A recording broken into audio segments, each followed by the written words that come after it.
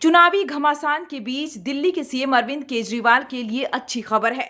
Delhi excise policy घोटाले से जुड़े मनी लॉन्ड्रिंग केस में ईडी की जांच का सामना कर रहे केजरीवाल को सुप्रीम कोर्ट ने 1 जून तक के लिए अंतरिम जमानत दे दी है। न्यायमूर्ति संजीव खन्ना की अध्यक्षता वाली पीठ ने हाल ही में प्रवर्तन निदेशालय के वकील अतिरिक्त सॉलिसिटर जनरल एसवी राजू से कहा था कि वह केजरीवाल को अंतरिम राहत पर शुक्रवार को आदेश पारित कर सकते हैं।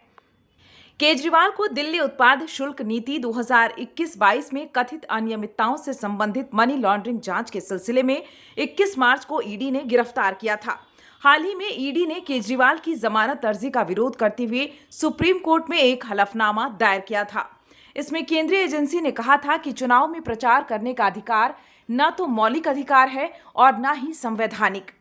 वहीं ईडी के हलफनामे पर केजरीवाल की लीगल टीम ने कड़ी आपत्ति जताई थी। हालांकि ईडी की सभी दलीलों को दरकिनार करते हुए अदालत ने केजरीवाल को अंतरिम जमानत दे दी। ईडी ने हलफनामे में कहा था, इस बात को ध्यान में रखना प्रासंगिक है कि चुनाव के लिए प्रचार करने का अधिकार न तो मौलिक अधिकार है न ही संवैधानिक, यहां तक कि यह कानूनी अधिकार भी नहीं है।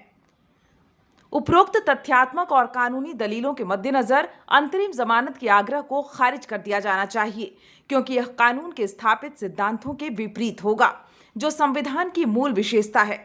केवल राजनीतिक चुनाव प्रचार के लिए अंतरिम जमानत देना समानता के नियम के खिलाफ होगा और भेदभावपूर्ण होगा, क्योंकि प्रत्येक नागरिक का कार्य, व्यवसाय, पेशा या गतिविधि उसके लिए समान रूप से महत्वपूर्ण है।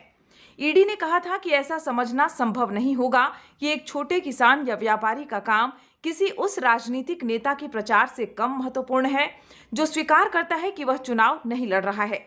इसने कहा कि यदि केजरीवाल को उनकी पार्टी के लिए लोकसभा चुनावों में प्रचार करने के लिए एक राजनीतिज्ञ होने के कारण कोई अंतरिम राहत दी जाती है, तो इसमें कोई दो राय नहीं है कि जेल में बंद सभी राजनीतिज्ञ यह दावा करते हुए समान राहत की मांग करेंगे कि वे भी इस श्रेणी में आते हैं।